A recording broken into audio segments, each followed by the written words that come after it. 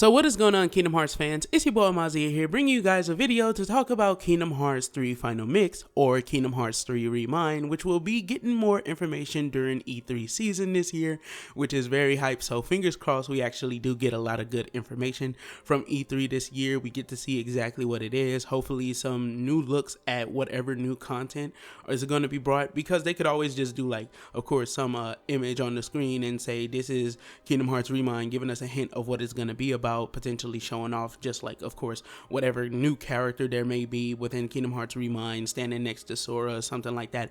However, what I'm going to be doing here today is trying to speculate, because as you guys know, this channel is huge on speculation. So I want to speculate on what I'm hoping it's not going to be, what I'm hoping it is, and then what it more than likely will be. So let's start off with the first one then.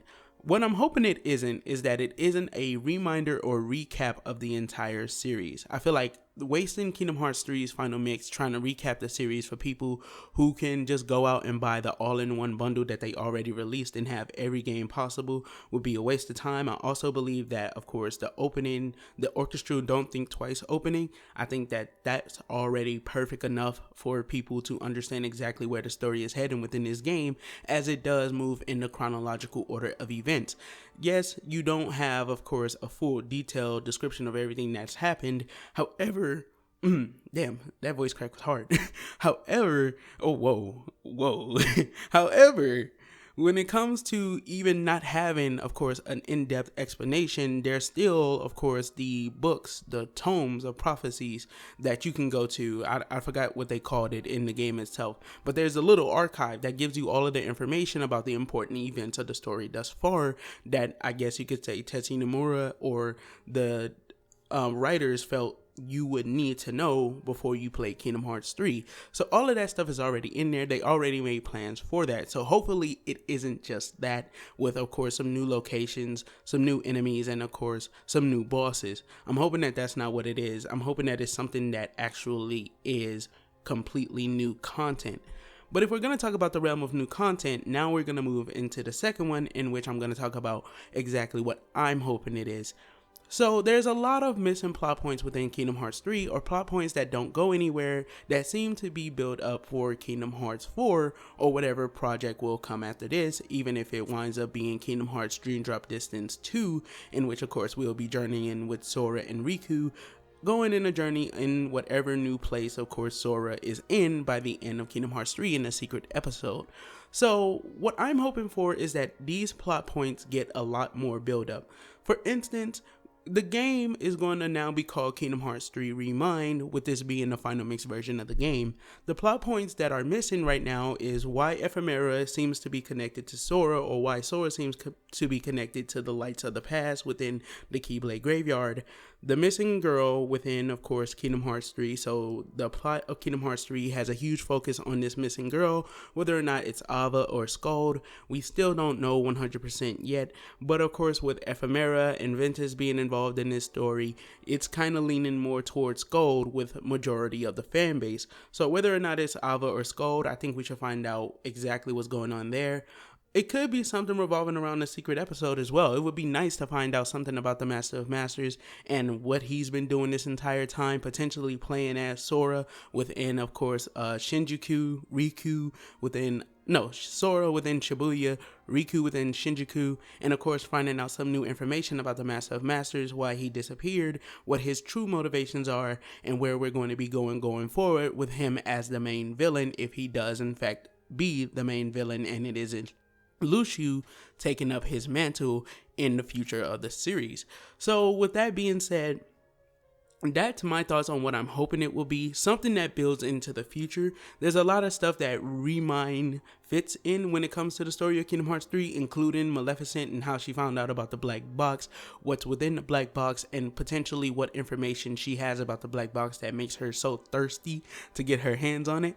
But of course, now we're going to move into what it more than likely will be. And I believe what it more than likely will be nothing more than just, of course, obviously the new content, potentially one new world.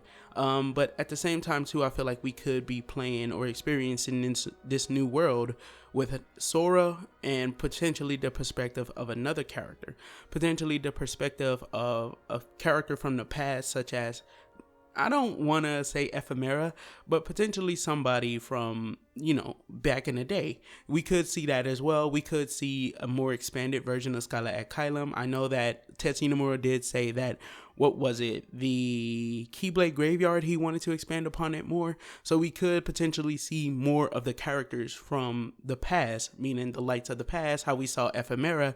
We could literally see more of those Union leaders from Kingdom Hearts Union Cross within the Keyblade Graveyard.